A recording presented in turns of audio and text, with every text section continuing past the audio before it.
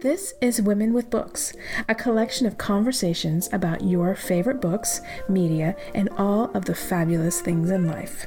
Curated by me, author Lindsay Emory. I'm so glad you're a part of today's chat.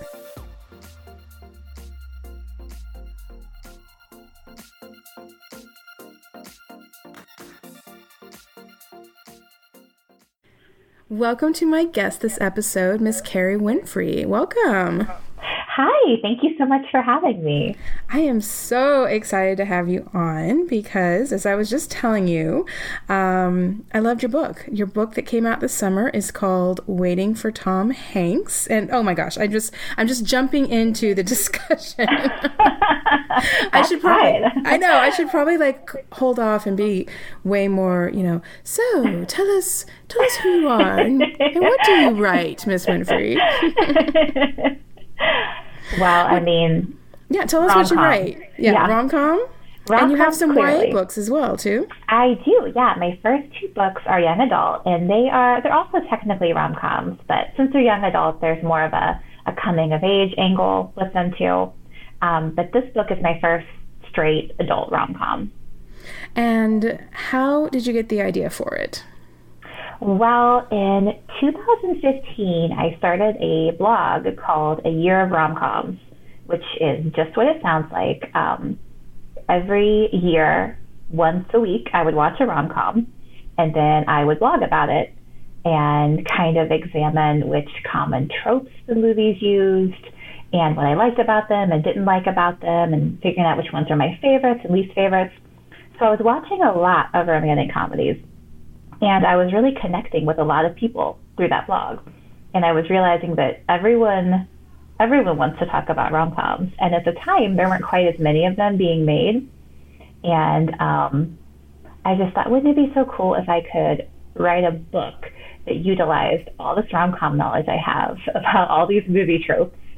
And then the title idea came to me first, the title of Waiting for Tom Hanks. Because Tom Hanks is kind of the ideal romantic comedy man in Sleepless in Seattle and You've Got Mail. And I thought, what if somebody had watched all of these movies and really internalized what they're telling them so much that they're kind of putting their life on hold and waiting for their real life Tom Hanks to show up. So that's kind of where the idea of the book came from. And it was flawlessly executed. Thank you. I think people who have been listening to the podcast probably already realize how all of this came about. So I had Terry Wilson and Nancy Nagel on earlier this spring, and Terry recommended your book. She's like, because we were talking about rom-coms, and she said, oh, have you read this book, Waiting for Tom Hanks? And I said, no, I've seen it. I haven't grabbed it because I get on NetGalley too and get ARCs. And she goes, oh, you have to read it. I think that day or the next day, I'm like, well, I do whatever Terry Wilson tells me to. She is like a sparkly, satiny boxing glove. I mean, she's pretty, but yeah, do what she tells you to do. So I did it, and then immediately I think I was taking a kid to a soccer practice. This is the story of my life. Everyone knows I'm very boring. I go to soccer practice and I either write or read.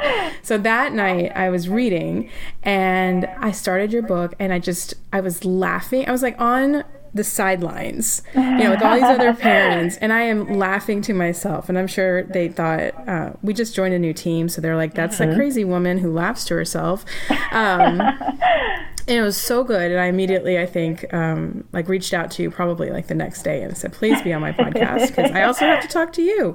So, so thoroughly enjoyed it. Like I said, flawlessly executed. I could definitely see how you were pulling in tropes and it's almost a little bit like, that movie that came out, Isn't It Romantic, earlier this year? I just saw that a couple of weeks ago, actually. Oh, yeah. But yours is a lot more, that one is just on the verge of satirical, right? Yes. Because the main character in that movie does not want to be in a rom-com. She thinks rom-coms are stupid.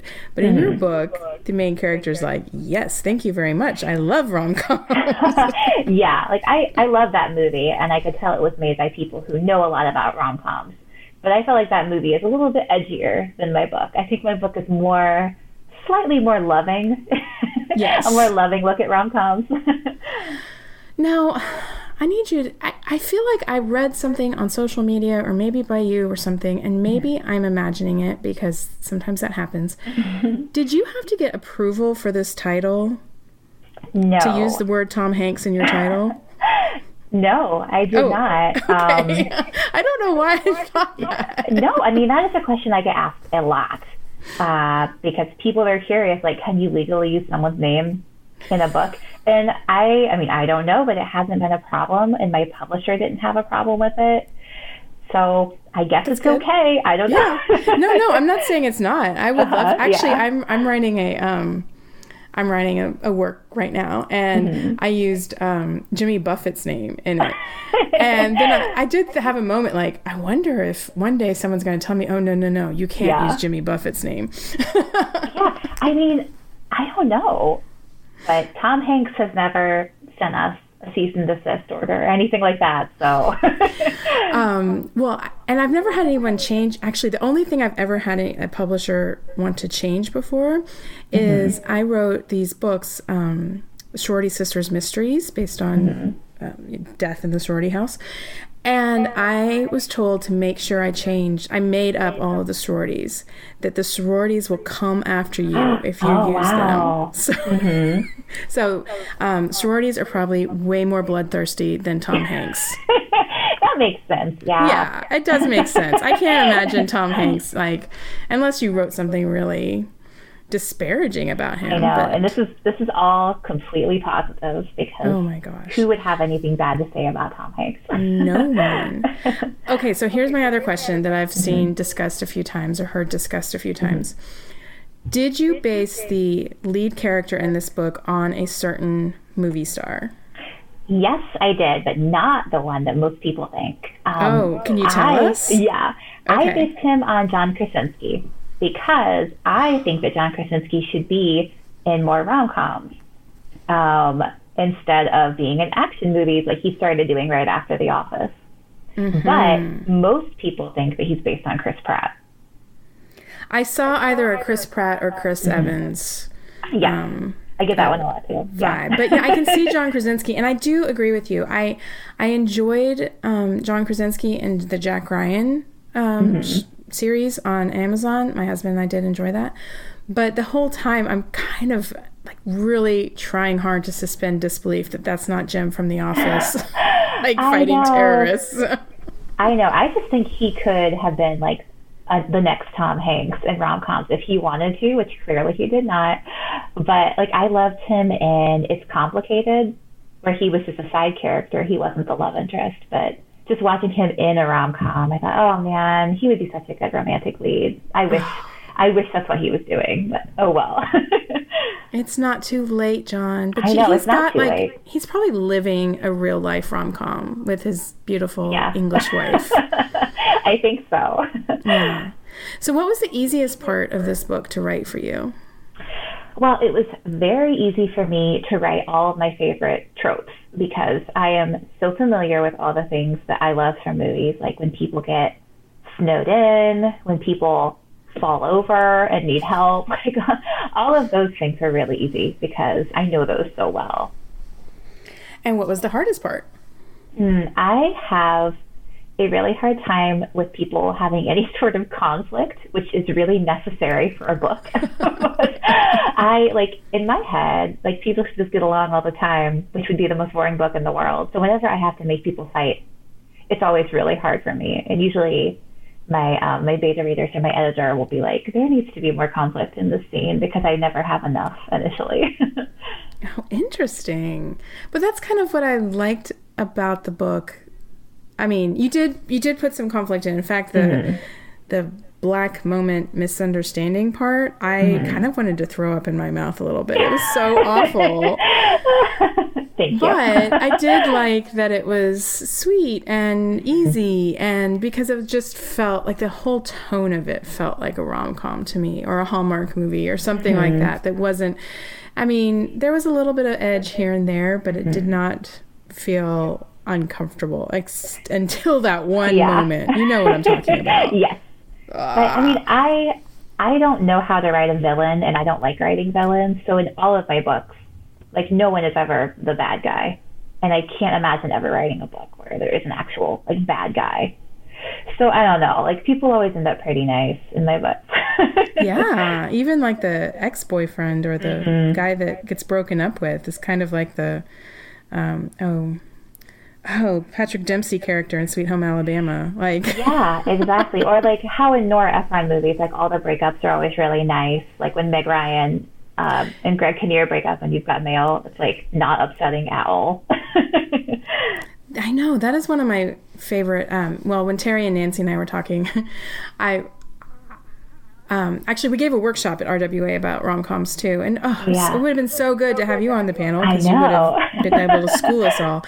But we met beforehand, and I don't think they'll mind me saying this, but I was like, we were talking about when there's a love triangle in rom-coms, and I'm like, that's personally one of my favorites, and because it's never really a true love triangle. It's kind of like that. It's like Meg Ryan, Greg Kinnear, and Tom Hanks.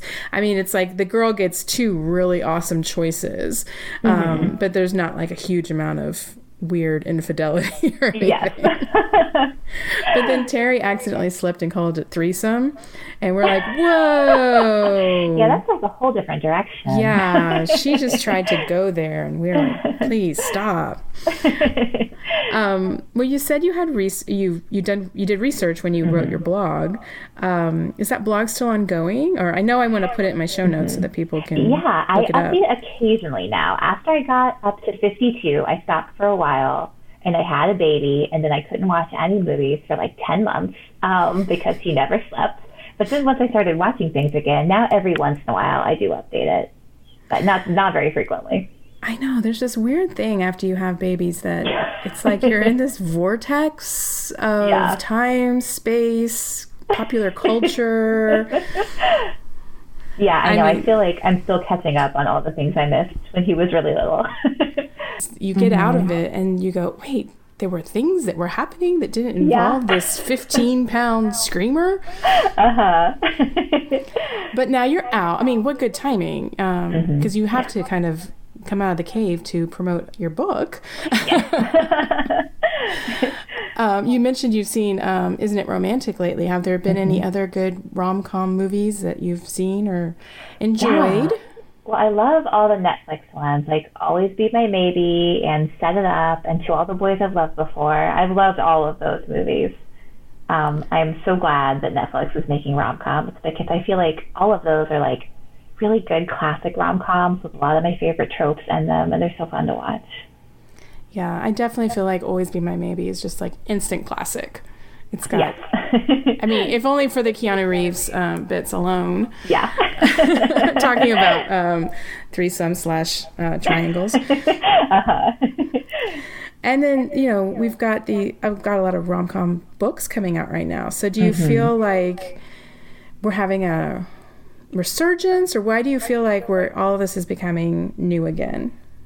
Yeah, I think part of it is just that the news right now is so upsetting, and I feel like people don't want to think about climate change 24/7. Like, you do need a break from things, and I think that people are looking for some fun, lighter reads, and that's why I'm so happy that there's so many more rom-coms being published right now. Okay, I have to ask, because Tom Hanks, do you have a favorite Tom Hanks movie? Okay, that is I'm a sure you've very gotten hard asked question. This. I know. Yeah, it's a hard question, and I think that my favorite one to actually rewatch over and over is You've Got Mail. I just think that's a perfect movie. It's so fun. But I think his best performance is in Sleepless in Seattle because he's so good as a sad dad. I just love it so much. I do like both of those. Those are definitely both classics. Yeah, I don't know. I think I would have to go with Sleepless in Seattle over You've Got Mail. Even though now that I'm a writer, it totally kind of bugs me that they're apart for most of the movie. Because I know, yeah. I want to like smush them together and write new scenes. That was such a risky move for the movie to do. Like, what do you think about a Splash remake? I don't know if it's official or not, with Channing Tatum and its gender bender. What do you think about that? I have long been a champion for the idea of Channing Tatum in a rom-com. Yes. I think he's so fun. I just think he'd be really good at it. So I know he's like been in some romantic stuff before, but I am all for anything that puts Channing Tatum in a rom-com. I think he'll be really well cast as the merman though, because pardon me, Channing, but you do dumb really well. Yes, exactly. Like dumb but sweet. Dumb but sweet. So I could just see like hilarity ensuing when he becomes, on land and like doesn't know what toothpaste is or something. And he's also really good with being naked, apparently. Yes. So I know lots of women are looking forward to that. Yeah. I know. Well, that splash thing, though, I was looking at that, and it kind of made me feel like they're redoing so many classic movies and updating classic. We're talking about 1980s. I guess that's classic. Yeah. They're redoing and updating so many movies. In fact, when my husband showed me, I was trying not to look at the Top Gun trailer, and he made me watch it with him, and it made me feel a little old, to be honest. I'm like, Maverick cannot be old. Maverick has to be young and perpetually young for me to relate. Anyway, but with all these reworkings and stuff, could you ever see a reworking of Sleepless in Seattle or You've Got Mail? Or do you think that they're like movies of their times? I don't know, because like You've Got Mail is such a timeless story since it's originally based on a different movie, The Shop Around the Corner. I feel like somebody will remake that, and I know there's lots of stories and movies that kind of use the same plot device, like people writing to each other and not knowing. So I feel like that one will be told over and over. But I would love to see something else like Sleepless in Seattle, where the people don't meet until the end. But that is so hard to do. So I don't know.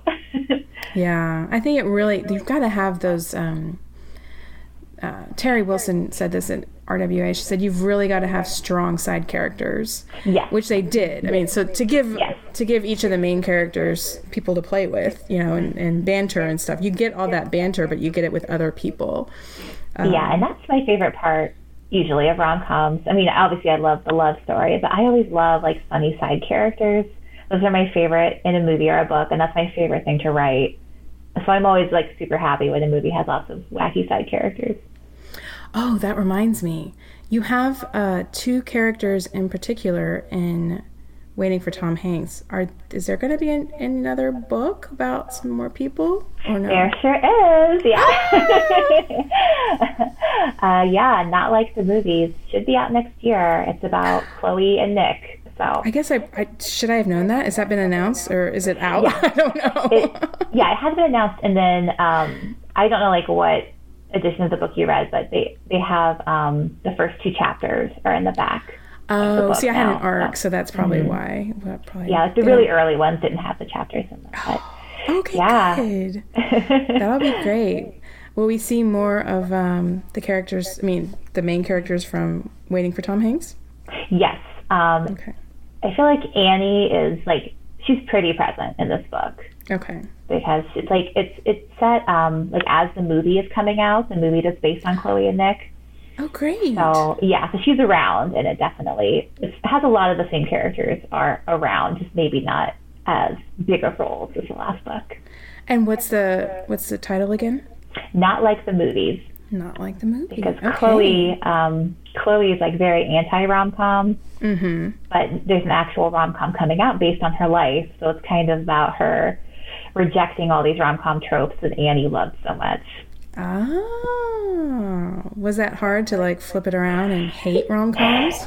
Yes, because I had to write like a paragraph where she talks about all the reasons why she hates You've Got Mail and how she thinks it's all about how like capitalism ruins lives. And that's not what I believe that movie's about at all. And I was like, well, what would somebody think if they really hated it?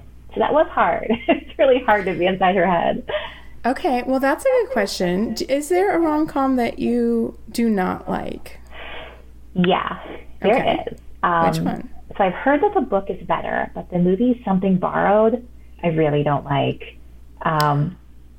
mainly because John Krasinski is in that movie, but he is not the love interest. Really bothers me because it's set up for him to be the perfect love interest, and then he just isn't. But I don't know. I found that movie really disappointing. That is so funny because when we were talking about John Krasinski, I was trying to remember. I know he's in that movie, and I could see the movie in my head. I couldn't think of the title, and yeah, obviously it's forgettable for me. But it's been a long time. I've heard from a lot of people that the book is much better. So I gotta try it. I have it, but I haven't read it yet. So we'll see. Emily Giffen is great. Is there a rom-com you think is critically underrated? Oh my gosh, I have so many, but I'll talk about the one that I'm always talking about. Like, I'm doing this thing on Instagram called Underrated Rom-Com Wednesday. Yeah. Every Wednesday I talk about a rom-com I think is underrated. But my number one is Just Right, starring Queen Latifah and Common. That's the one I talk about all the time because I think it's so fun. It's just like a really good classic rom-com. Like, it's not like subversive. It's not trying to be meta. It's just a really good, fun rom-com. It's like fun to watch and makes you feel good. And Queen Latifah is so great. And it's a sports rom-com. Common's a basketball player, and she's his trainer. So it's like her being really good at her job. I don't know. I just love it. I think it's a perfect movie. Am I crazy? Is that what I think that's what Terry said when I talked to her too. Really? Yeah. You guys are sharing a brain. This is freaky. I think so, yeah. I know you got asked this question too. Have you actually rehearsed in your mind what you will do when you meet Tom Hanks? Because I believe that the universe is clearly sending you on this path. And one day you're going to look up and say, oh, crap, I'm at Disney World and there's Tom Hanks, or something like completely random. I mean, the thought of that freaks me out so much that I can't even think about it. Like, obviously I love him. He's Tom Hanks, but it isn't my biggest fear that I'm really bothering him by naming a book after him, because now people always tag him in tweets or Instagram posts about it. I'm like, oh, this poor man. He must be like, why won't this woman leave me alone? Like, she wrote a book with my name in it, and now I'm getting tagged constantly. But I don't know. I can't even think about what it would be like to meet him in person. It's too stressful. I know. I'm so awkward with... Yeah. Not awkward. I'm sure he would be nice. Right. I can't even say I'm awkward because I just see a celebrity and I'm like, I wouldn't want to be bothered, so I'm going to leave them alone. There's very, very, very few celebrities that I would go up to. Yeah, I would never. So the thought of it is just very, very stressful for me. Unless, the only reason I would go up to a celebrity is if I'd written a book with their name in the title. I know. I do have kind of a compelling reason. I think that he would forgive you, especially if you always carry around a copy so that he could sign it and hold it up in an Instagram post. Yeah, that's what people keep asking me. Is like, can't you get like a picture of Tom Hanks with your book? And it's like, would that I could. Like, I don't know. I wish. I don't even, normally I'm like, okay, here's, even, so I wrote a book about a princess that came out last year, a princess in a royal wedding. And even then, people were giving me advice about, you need to get Meghan Markle to read this. Yeah, I'm sure that'll be really easy. She's probably got nothing else going on. But probably the very thing easy to is, contact her. I've heard from so many people who did give me advice, because apparently you can send things to the royal family and you get a thank you note back, like no matter what you send them. So there's like actually a system set up that I could do to at least get it across the pond, right? I don't know that there's like an official system for Tom Hanks. Tom Hanks, yeah. I mean, he's not the king, almost figuratively, but not literally, where he has to send you a thank you note to everything. But I'm going to think about this. We might be able to come up with it one day. But I understand your reticence too, because that's me. Like last week, I was in the airport in LaGuardia, and I saw one of the Queer Eye guys. Oh my gosh. I totally played it cool. Which one was go it? Up to them. Jonathan. Oh wow. He probably has so many people coming up to say hi to him. He had 2 assistants with him. Oh, wow, yeah. I was worried that they were going to excuse me, Mr. Van Ness doesn't take... I don't know. But yeah, either way, I was like, how much is it worth my awkwardness to have this photo? Yeah. And it was not worth it for me at that time. However, if I do find myself around Meghan Markle or Kate Middleton, I'll probably have to suck it up. But they have security, so That's true. I might have to consider that too. Anyway. Well, backing up a little bit, I just want to know, like, have you always wanted to be a writer, or was there something that turned you into a writer? Yeah, it has been pretty much always. Like, even before I was in kindergarten, before I knew how to write, I would tell my mom stories and have her write them down for me. Oh. So I've definitely always wanted to tell stories, and that's what I majored in when I went to college, was creative writing. But at the time, like, maybe other programs are different, but mine was mainly focused on short stories, like literary short stories. So that was what I studied for 4 years, and I kind of assumed I would just write, like, depressing short stories. I don't know what I guess I didn't really know myself. I don't know. But, you should really look into that, Kerry. I hear that's coming back. Yeah, but I love literary fiction too. But the whole time I was in college, I was also reading commercial fiction, and lots of it. And the feedback I got in workshops was always like, "Oh, your dialogue sounds too much like it's on TV," or "Your books read too, or your stories read too YA."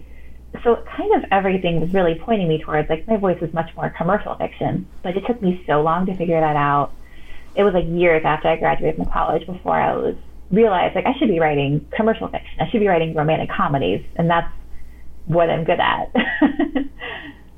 That is so smart of you to realize that, because obviously you figured it out. You made a hit, and but I was talking about that in our workshop too in New York. And a lot of other writers, I think, have been told the same thing. Like, I write something serious, and people are like, "Oh my God, that was so funny when they died." Yeah. And I think just some of us have lighter, more comedic voices. We use, it's all about voice, right? And so I had someone once tell me, like, "Oh, you should write, like, those domestic thrillers, like Gone Girl or Dead Girl on the Train, Dead Girl in the Yard, all that stuff." And I'm like, "Oh my gosh, I would do it." And people would be like, why are you making fun of dead people?" And I'm like, "No, I can't." I know. If I tried to write something like that, it would be like, "Why is nothing happening? There's no conflict," because I wouldn't want to really kill anybody. It would not work. And then the cute police officer, like, comes in. He spills coffee, and you had the coffee spill. That's right. Yeah. Do people ask you a lot for recommendations, or when somebody asks you for recommendations, is there a book or something that you always recommend?